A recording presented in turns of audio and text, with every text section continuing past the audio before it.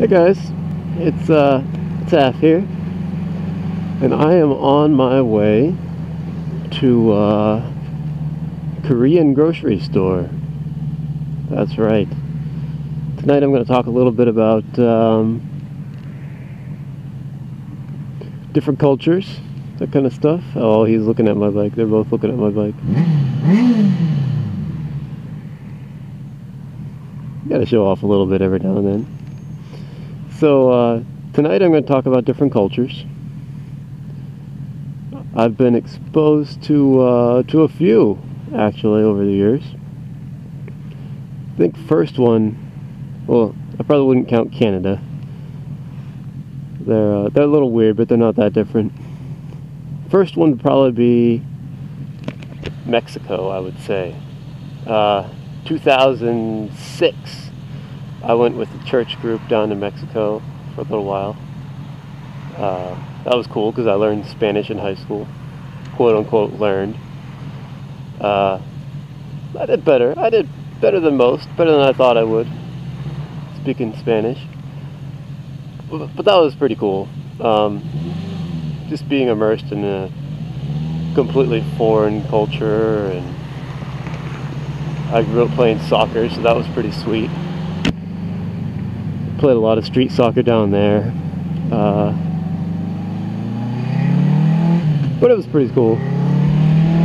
So Mexico, 2006, and then in 2000,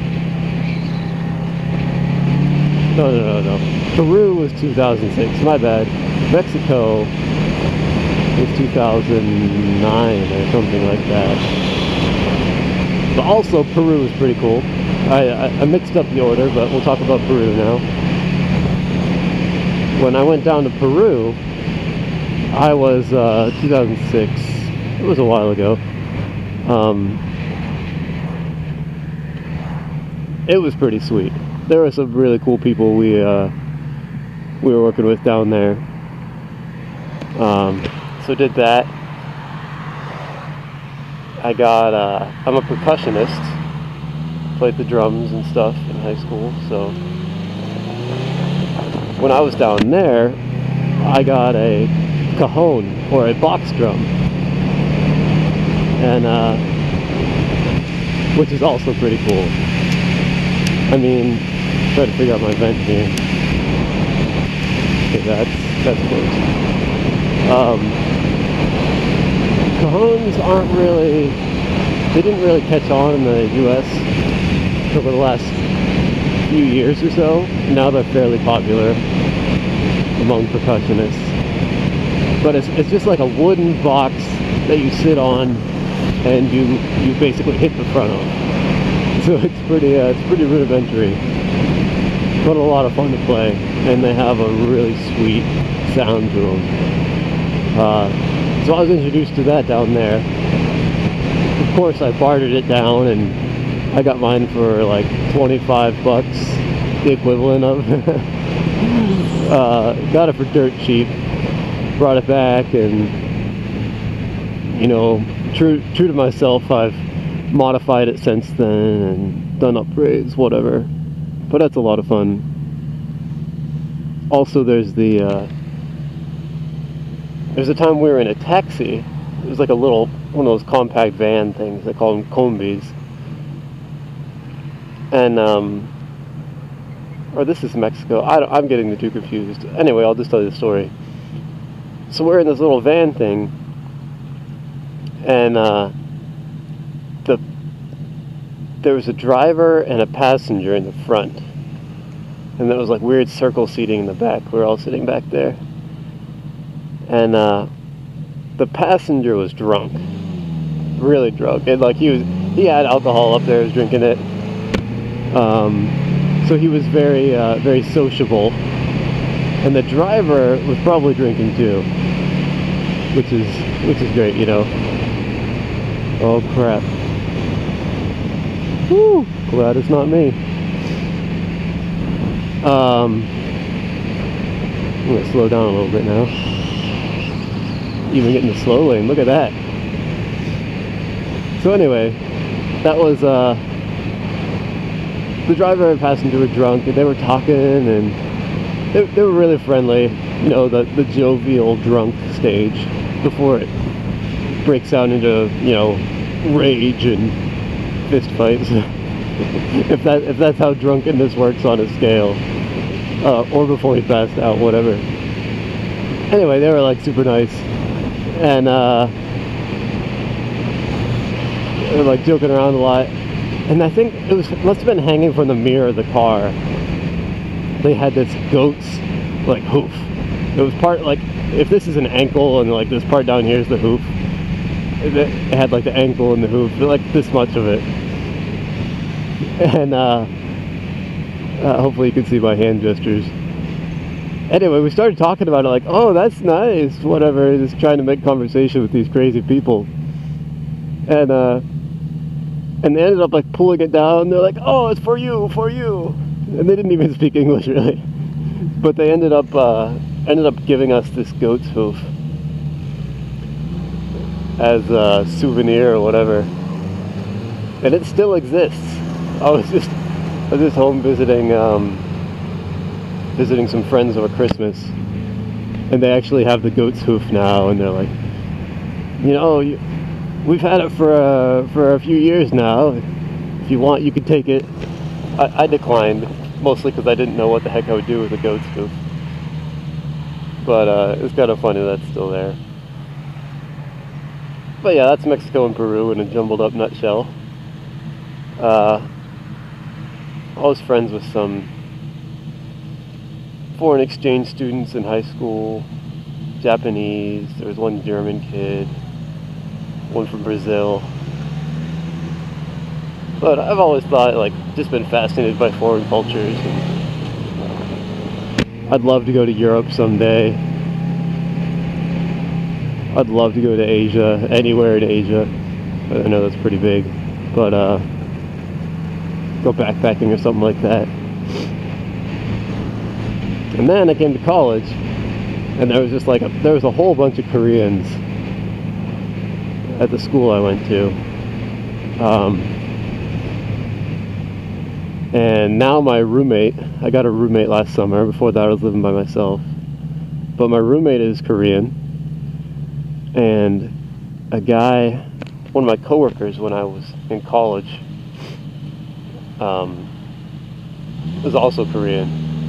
And I was there when he first came to the States, and his English was just horrible. Like, nobody could understand what he was saying.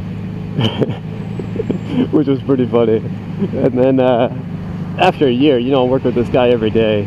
We became pretty good friends. And he was like 38, pushing 40, and here I am, you know, 21 or whatever. And we were actually really good friends, which is funny. The two of us would just, you know, do random crap together, and we had to go work on something. Two of us would always go instead of one, even though it's like an easy 5 or 10 minute job. But it was a lot of fun. There was one time, quick story, there was actually 3 of us at work, kind of all good friends. And I worked at the school, and we were working in the classrooms on the projectors and sound equipment and stuff like that.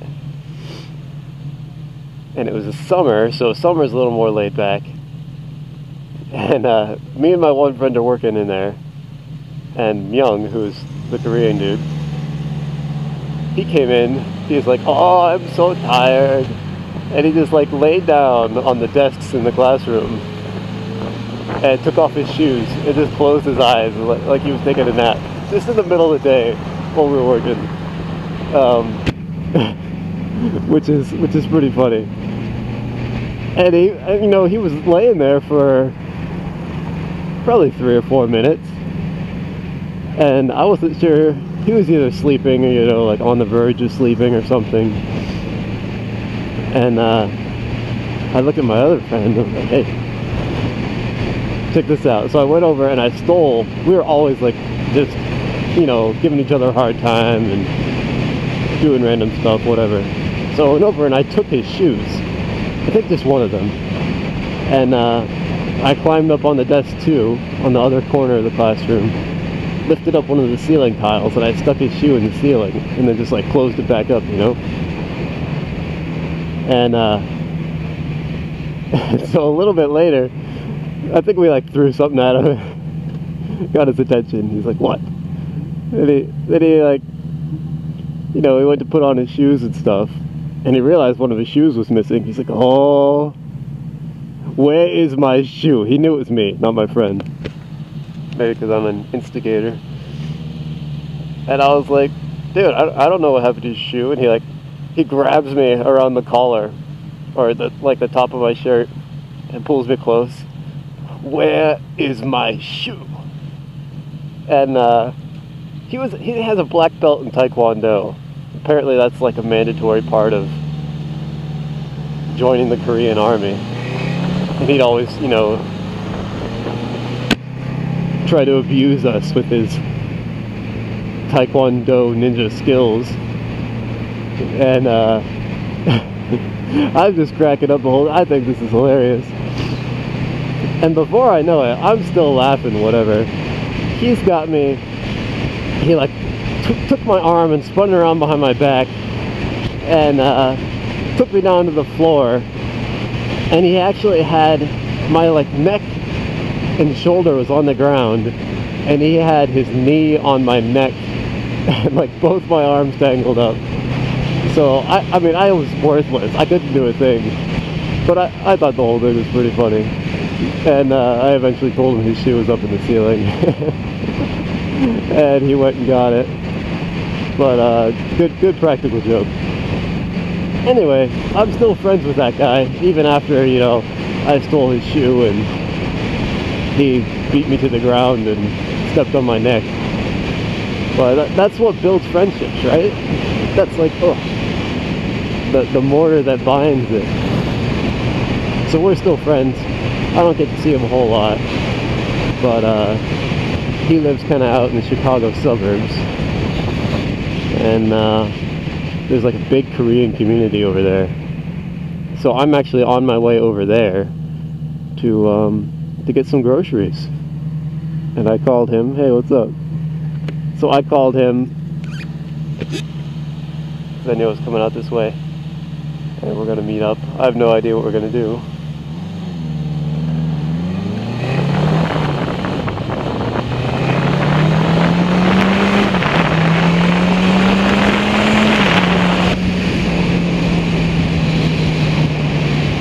That's me showing off a little bit again. I want to go for a walk there sometime. It's a random forest preserve. Although it looks just kind of dead and fallen trees and crap right now.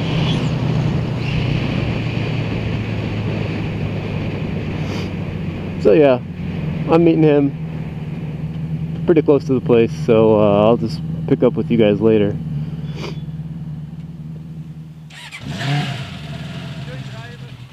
Alright, I'll see ya.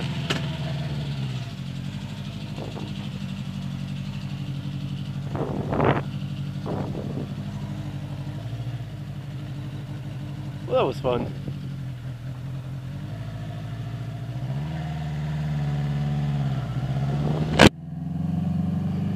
Had a good time. Got some, I got the inside scoop on the Korean stuff, man.